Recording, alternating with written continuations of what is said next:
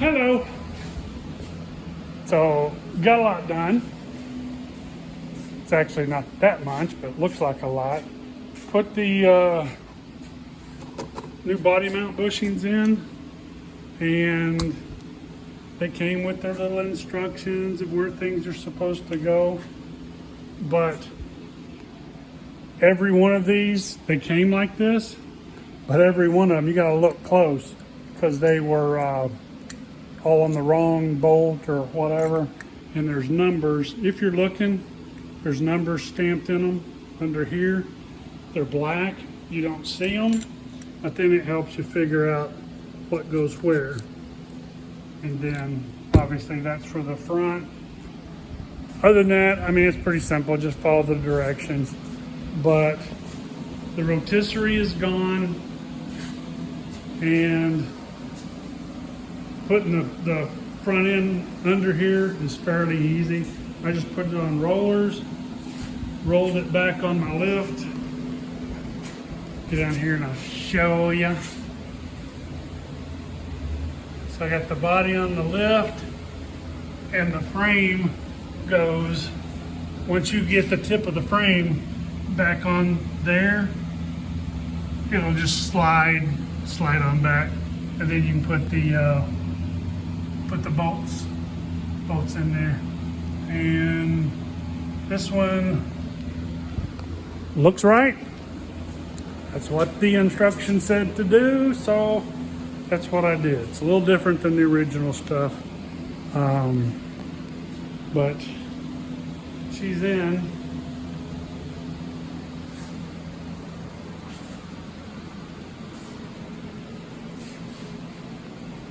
Now what I have to do, and there's just nothing to that. I mean, it's 4 bolts and it slides in and out. Next thing I'll have to do is springs, rear end, and then she will look like a car again, except for the Chevy wheels. That's all I had to roll it around on. That's it. Quick and easy. Well, it wasn't quick and easy. Had Tammy out here helping me, and got that slid into place pretty well. And the brake booster thing, probably won't hear anything for a day or two. You post on Facebook or someplace that you're looking for it, and you get 20, go to Classic, go to the parts place, go, I've done all that. I've looked at them. They're not there. One guy wants to just keep, he don't want to be wrong, keeps telling me they got them, but they have one, a 9-inch booster, but it doesn't have the brackets, so you're supposed to use your old brackets, which I don't have. The studs on the front that mount the master are too long. You got to cut them, and then you got to elongate hose. Well, I can make anything work. But my question, and I was looking for an original or a remanufactured original. Still may get mine back. I don't know. I'll go down and freaking argue with them over some stupid shit, see what they're going to do. But that's it. Work on the rear end and the brakes and all that kind of fun stuff, and we'll see if we can get that put in here pretty quick. Bye. Thought I would show you this front one. That seems to throw everybody off the most. This is what the instructions say.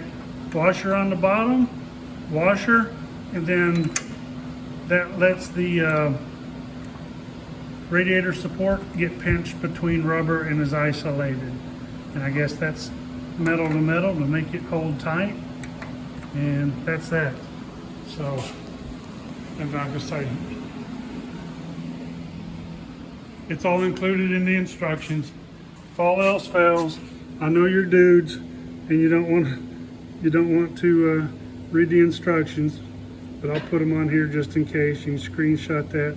That's position 1, 2, and 3.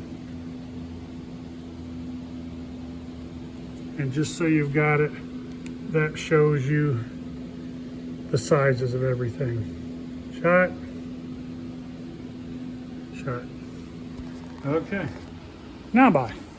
So one thing I forgot, maybe I wanted to mention, when you're putting the bolt in and set in the frame. That hole right there mates to a hole inside. Keep my finger in there if you can. 7/16, that's a body alignment. There's one on this side. You can see it right down there. So when you run the bolt in to mount that, you put a 7/16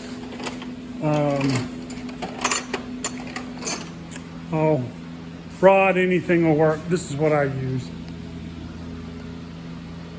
Stick it up in there and that lines it up. That's the way I've always done it. Should work pretty damn close. Hello. So working on the rear end, getting ready to drop it in the car. Just to make sure everything goes great, I put it upside down on the stand, making sure the new rubber fits in good and everything goes up. So this thing also had, it's kind of like a little kit I bought. It had 4 of the U-bolts, but on that side, the U-bolt hits one of the brake line brackets. And while that may have been a little stronger, I see no problem putting the original little T-keepers back in on the inside. I mean, hell, they lasted that long, and I think they'll be fine. It just, I didn't want it interfering with how I run my lines and stuff. And on these, I've already mounted these, so I can just put them up. Book shows bolt heads going from the outside in, and that's because you've got a little more room over here once you get this mounted for the bolt.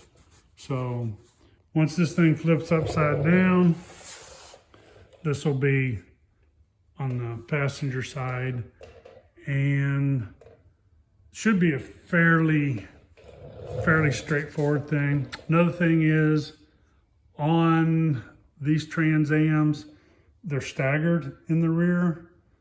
So one on the driver's side, see it, once that flips, that'll be at the back.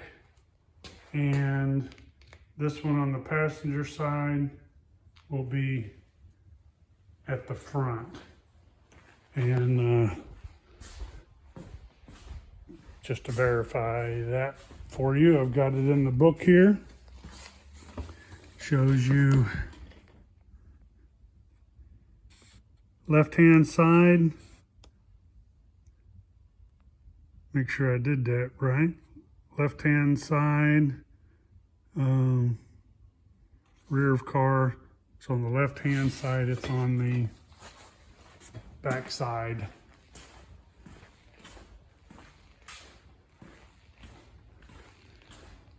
And that's where this one will be. Once I flip this over, left hand will be on the back side. So hopefully that's right. If not, I've taken stuff apart before.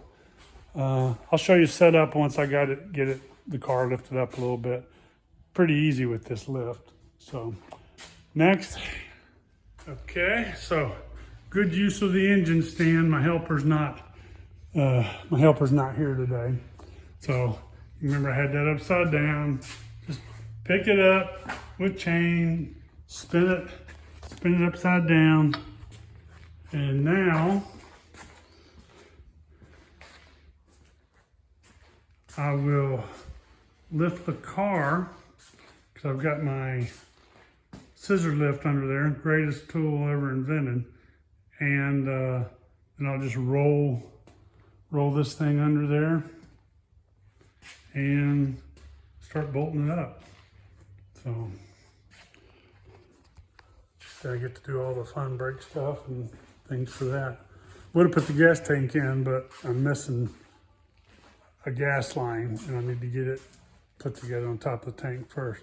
So that's it. Use what you got. Bye. Okay. Rear end's about ready to go in. I want to show you a quick little thing.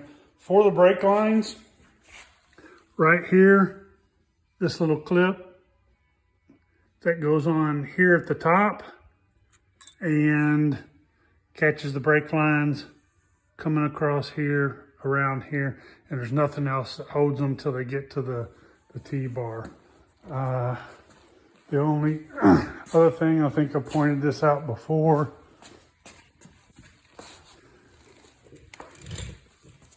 let's see, once the sway bar goes in, now I could have done this under the car, I usually have, but this time I'm just going to drop it down on top of everything.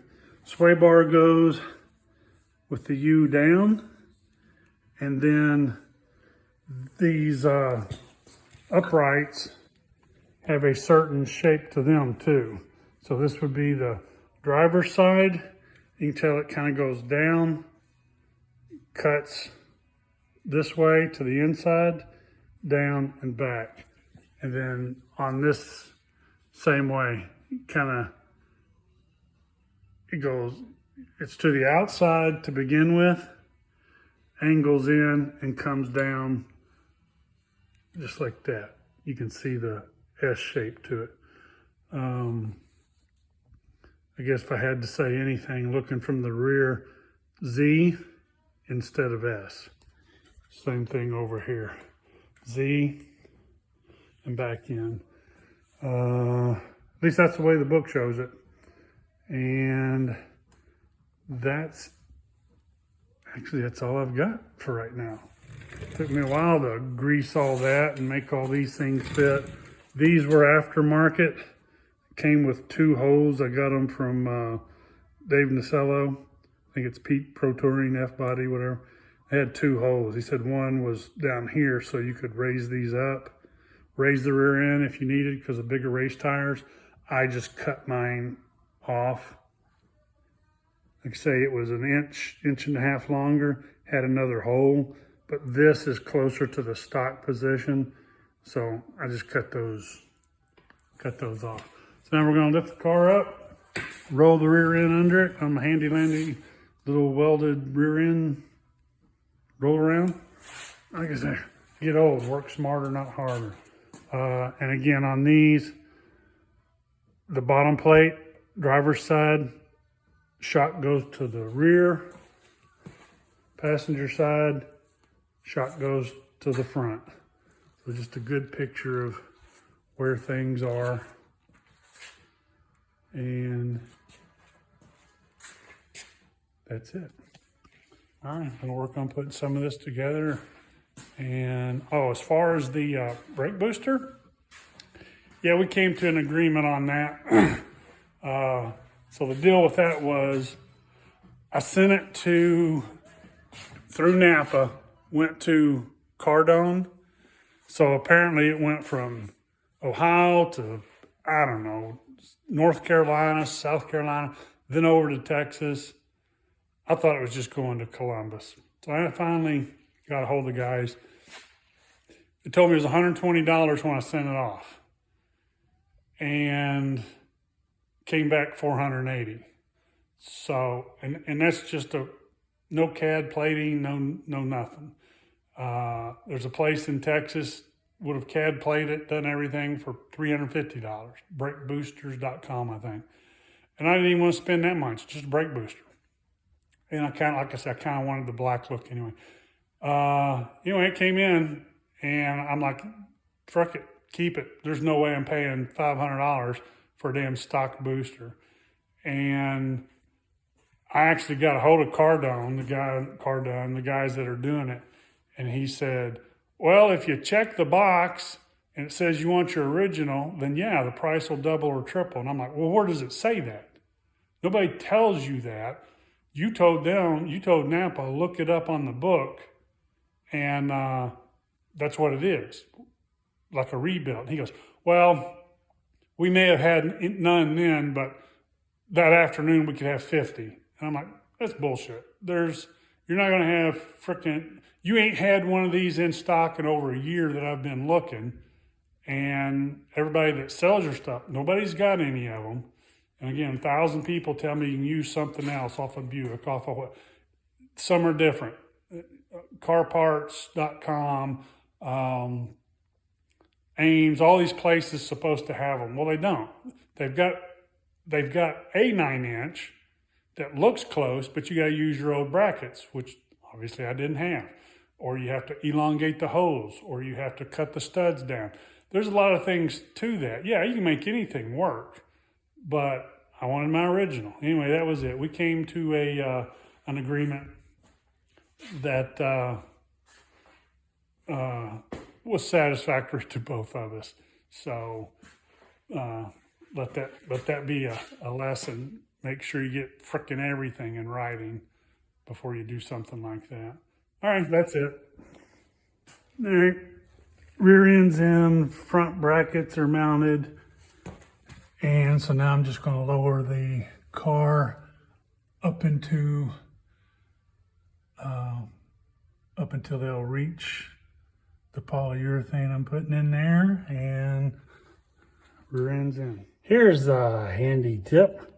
So at the rear of the leaf springs, where the shackles go, and you're trying to put in new, I'm putting polyurethane in, which is pretty freaking tight. Could not get it to go in there.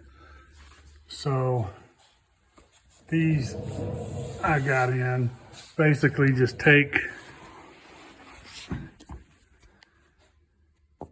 this little setup, that little setup, go in one side with that, through the frame,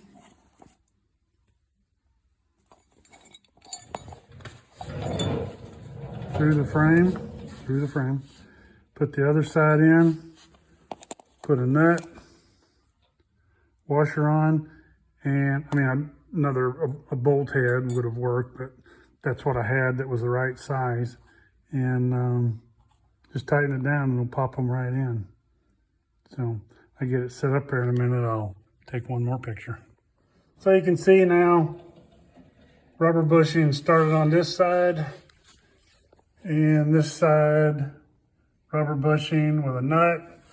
I'll just put a wrench on the nut, crank this down, and when that gets too tight, I can use a screwdriver, or I can just wrench it from that side, but then that'll pop those right in the rear end, and then we can put the shackles up. So tried C-clamps didn't work, couldn't get any good bite. This little thing, homemade tool, works fine.